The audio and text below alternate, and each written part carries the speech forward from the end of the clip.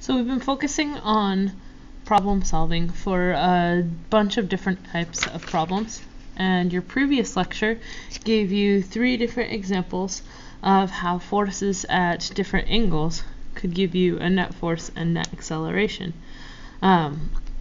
Previously we covered 2 forces in 2 dimensions that gave you a net force in one direction. We also considered what it looked like to have 2 different systems performing in the same problem and how to relate 2 separate free body diagrams together. We're going to continue on with that idea, and we're going to take a look at how balancing forces can give you a sort of advantage in everyday life. And so I introduce you into the Atwood's machine. The Atwood's machine is an elevator and a counterweight. And so what we've learned, and this is long before we came into modern physics, was that if you suspend 2 objects over a pulley by a flexible cable, just like it's shown right here, and just like it's shown in your textbook, figure 4-23, one of the things that you'll notice is that there's a slight balance to the force, right? Because you have 2 objects that have different accelerations due to gravity, and they're different forces due to gravity, and one object pulls down and the other object pulls down, meaning that there's somewhat of a balance across the pulley. When we're calculating this for a super simple system, what we want to focus on is we want to focus on pretending that the cord has no mass, and we also want to pretend that the pulley that will spin freely and has absolutely no friction. And if those 2 things are true, then we should be able to relate free body diagram number 1 with free body diagram number 2. So the idea of the Atwood's machine is really just a real life application. There's an elevator which has a mass, and in general the elevator is larger in mass than the counterweight. The counterweight is used to counterbalance the elevator to minimize the work done by the motor, so that the motor doesn't have to exert quite so much force to raise and lower the elevator safely. In order for this to work, the mass of the elevator and the mass of the counterweight have to be somewhat similar, but in almost all circumstances the elevator and the counterweight, the elevator is the larger of the 2. So if we're going to calculate how this actually gives us some sort of an advantage, first thing that we're going to have to do is we're going to have to leave out the motor so that we don't have to consider any forces being applied by the motor. We assume that the cable's mass is negligible. That means that the tie that's holding them together, that mass is negligible, so we don't have to consider the effect of gravity on the cable. And we also assume that the pulley, as well as any friction that could be possible in this situation, is ignorable. That way, we know for sure that the tension on the cable, which would be represented by Ft, we know that that tension is going to be the same on both sides of the pulley, which means that the Ft here is going to be equal to the Ft on that side, and that's going to be a critical piece in solving for this problem. So now we can go ahead and we can solve for assuming that we know the masses of the elevator and of the counterweight, we can solve for the acceleration of the elevator, and we can solve for the tension in the cord. So that means that we need to establish a few things. So instead of solving for an Atwood's machine, we're going to solve for a Benwood's machine. Benwood, famous inventor of all mobile force dynamics devices for small animals, has created a Benwood machine that will allow mice to be raised and lowered in a mouse-like elevator. And so we're going to compare the mass of the elevator, so we'll call that mass elevator is going to be 11.50 kilograms, and the mass of the counterweight is going to be 10.00 kilograms. So just like we said, the mass of the elevator and the counterweight are similar. This machine that Ben would set up is set up so that the masses are large enough that we could nearly neglect the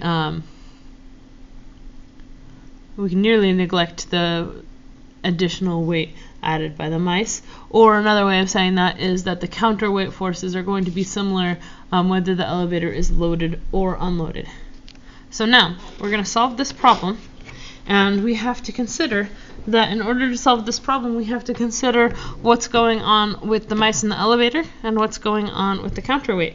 And since that's two objects and we want to figure out what the acceleration and the tension is, we need two completely separate free body diagrams. So we'll set up a free body diagram for the elevator, which is experiencing a force downward. We'll call that the mass of the elevator times the acceleration due to gravity. And it's also experiencing an upward force of tension. And for the counterweight, it's experiencing a force from the weight of the counterweight, so mcg, and is it experiencing the same magnitude of force of tension in the upward direction. So note that we don't call it force of tension for the elevator and force of tension for the counterweight, because we know that as long as this system has no friction and we can ignore the mass of the cable, that the tension is going to be the same on both sides. So now we have this relationship, and we need to solve for the acceleration. All right, there's an acceleration that's being experienced for the elevator. The acceleration is being experienced downward, and in order for that elevator to go down, imagine on this system, if this elevator is going to go down, that means that the mass has to go up. So that means that the acceleration over here is up. So as long as they're hooked together and the rope or the cord remains taut, we know that the acceleration of both have to be the same.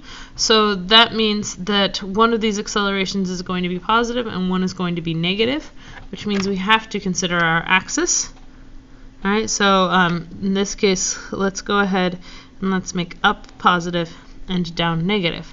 Sometimes if we know that one of the items that we're studying is headed in a direction that we're particularly interested in, we'll set that direction as positive. So in this case, that would mean because we know the elevator is accelerating downward, we would set the acceleration downward equal to positive, but I like my conventions, so I'm going to keep my down as negative and my up as positive.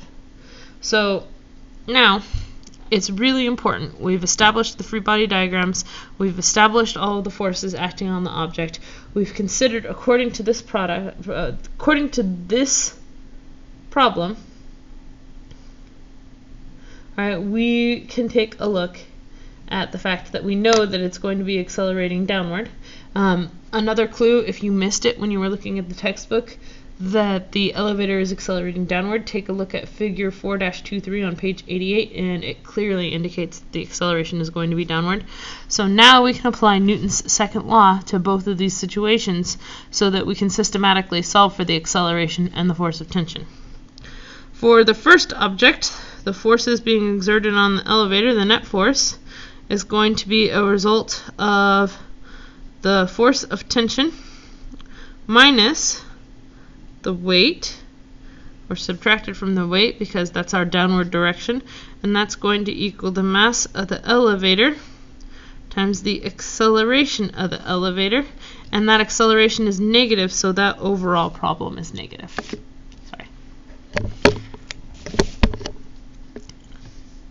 For this one, the net force experienced by the counterweight is going to be equal to the force of tension from the weight of the elevator, which is going to equal the mass of the counterweight times the acceleration, and that's going to be in the positive direction.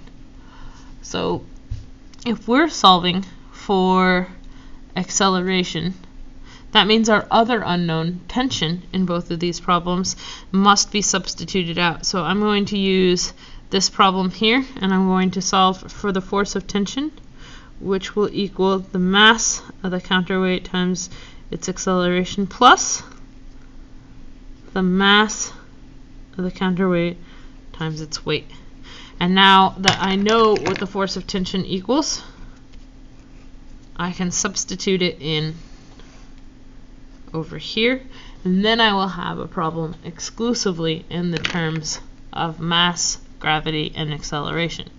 So when I do that, I get that the mass of the counterweight times acceleration plus the mass of the counterweight times gravity, subtract from the mass of the elevator times gravity, will equal negative mass of the elevator times acceleration. Now that I look at this, I know what the masses are. I know what gravity is. I don't know what acceleration is, so I'm going to clean up this problem so that all of the acceleration is isolated to one side of the equation. So that means that I get that the mass of the counterweight times acceleration plus the mass of the elevator times acceleration will equal the mass of the elevator times gravity minus the mass of the counterweight times gravity. And all I did was I cleaned this up so that on both sides of the equation I'm solving for A. And now I can factor, and when I factor I get that this equation is equal to acceleration mc plus me equals gravity me minus mc. And I've been pretty careful with my symbols here up to this point in time, making sure that my negatives are accounted for in my downward direction. And now if I solve for acceleration, I'm going to get that acceleration is going to be equal to gravity times me minus mc all over mc plus me. And already I can tell that my acceleration is going to be a value less than gravity. And I can tell because when I look at this problem, I know that acceleration is going to be some proportion of gravity that's related to the ratio of the difference between the masses divided by the sum of the masses, which means the number on bottom is by far going to be the largest. So my acceleration is going to equal 9.8 meters per second squared times 11.50 kilograms minus 10.0 kilograms over 11.5 kilograms plus 10.0 kilograms. And in this case, the positive acceleration is going to be a value of, I'm going to confirm my answer, 11.5 minus 10.0 divided by 11.5 plus 10.0, 0.0697 Gs, which is 0.68 meters per second squared.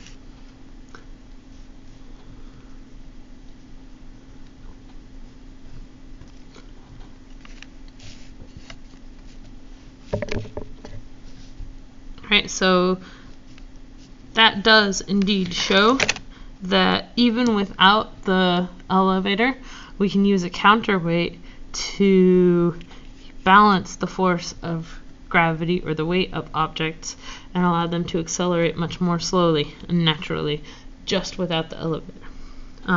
We also can see, as a result of this problem solving, we can see that the masses make the ratio, meaning that the closer together the masses are in mass, overall, the smaller the acceleration is going to be, but the larger difference between the masses is going to create a larger acceleration.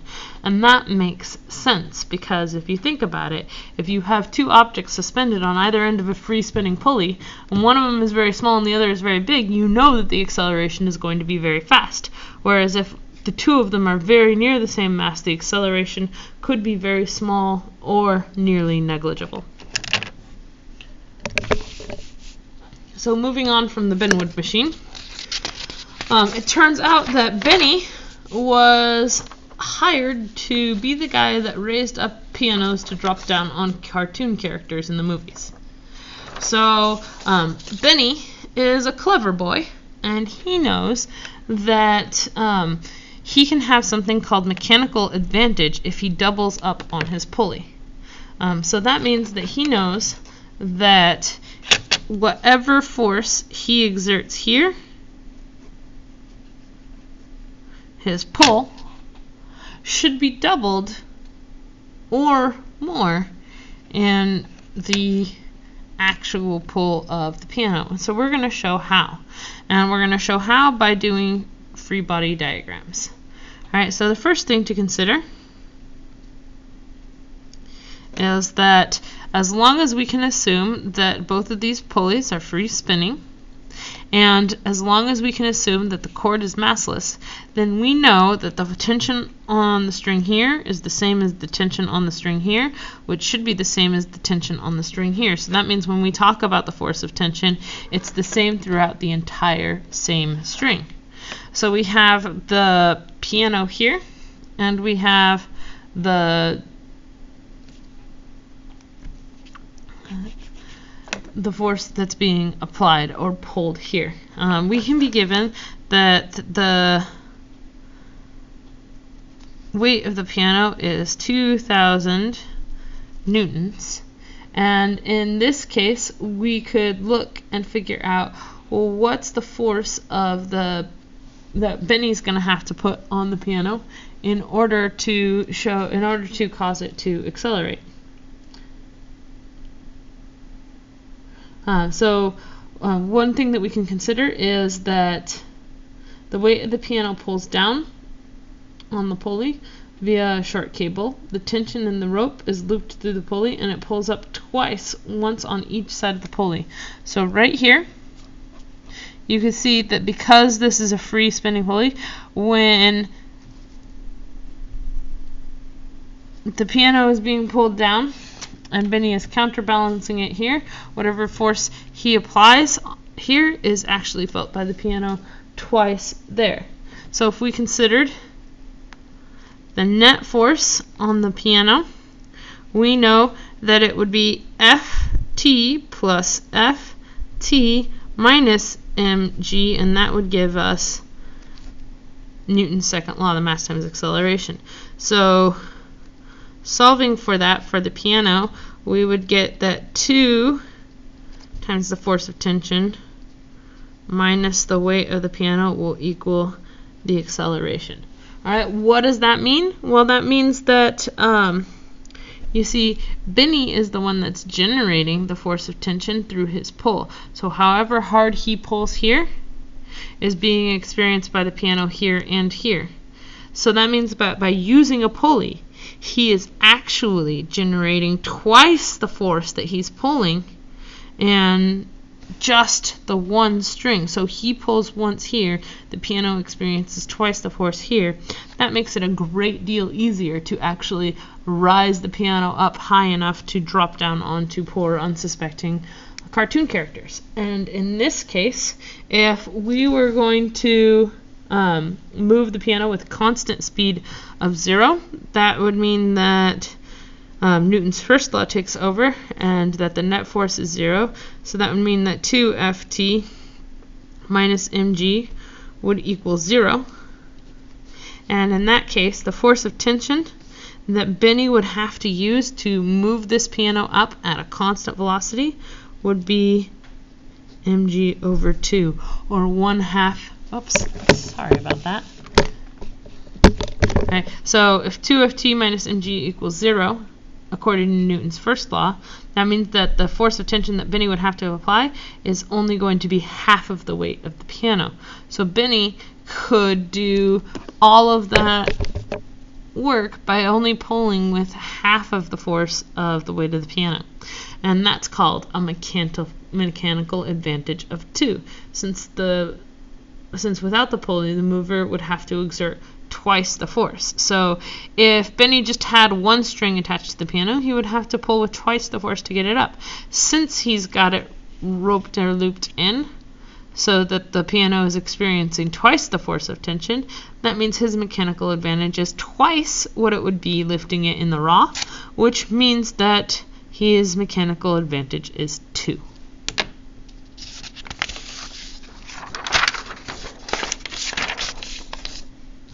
And our last textbook example for this lecture is going to be Benny driving your car into the mud.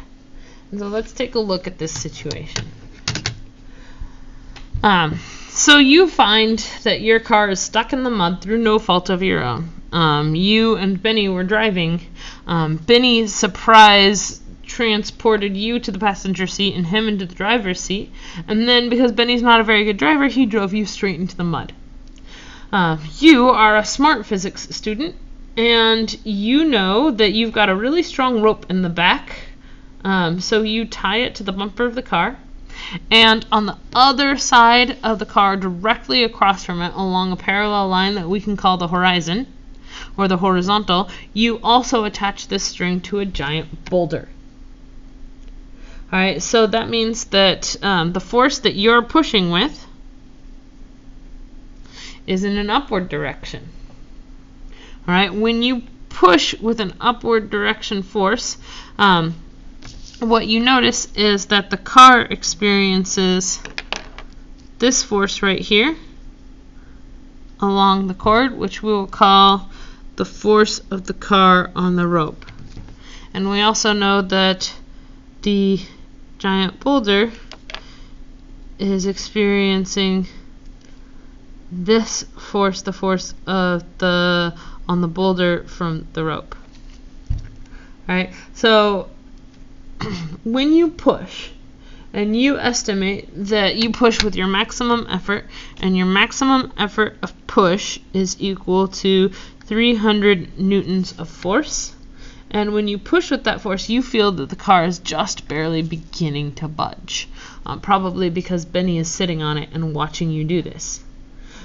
So when you push with your maximum force of 300 newtons, you notice that your rope on either side is about theta from the angle. There are a few really important things that we can add into this problem to make it solvable. We can estimate that on both sides theta is equal, and that theta is equal to 5 degrees.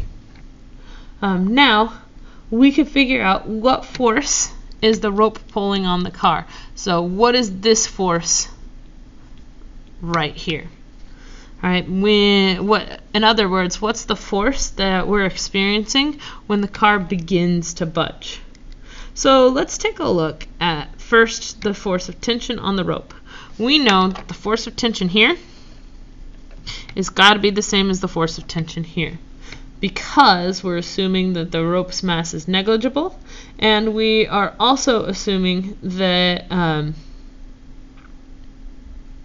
that the force is always completely along the rope, because if the force were perpendicular in any way, it would cause the rope to bend or buckle, and you know that that's not the situation when you're pushing on a rope. So, in other words, the rope can support a tension force only along its length. We can say that the force that the rock is applying to the force of the rock on the rope and the force of the car on the rope, we're saying those are equal because the force of tension is the same all the way across. And we can also say that when we look at the forces in the free body diagram, we could show where we can more or less simplify it into like point-like objects. So if we did a free body diagram for her, and by her I mean you, right?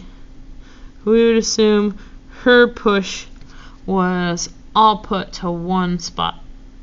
And when you are pushing, you also feel the force that the boulder is pulling on you and the force that the car is pushing on you. So we can call this the force that the boulder puts on the rope, and this is the force that the car puts on the rope. And we need to establish that here's our force pair, right? If when you push on the rope pulls on the boulder, that means that the boulder pulls on the rope equal and opposite, which means that you experience your Newton's third law force, which is in the opposite direction, and that's true for the boulder and for the car. We established that this force of tension and this force of tension are the same, so that means that the force experienced here is going to be equal and opposite to the force experienced here. Now that we've established that, we could, if we wanted to, just call that the force of tension, which I'm going to do. Now, if we're going to solve for this, we've got to figure some things out. And it's one of the first things that we're going to have to figure out, as in this free body diagram, we said that these angles here are 5 degrees. But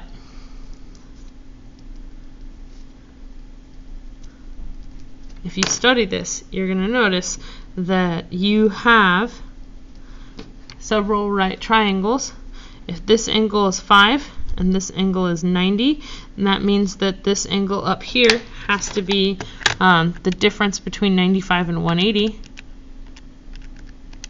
which means that this angle up here is an 85-degree angle, which means that this over here has to be a 5-degree angle.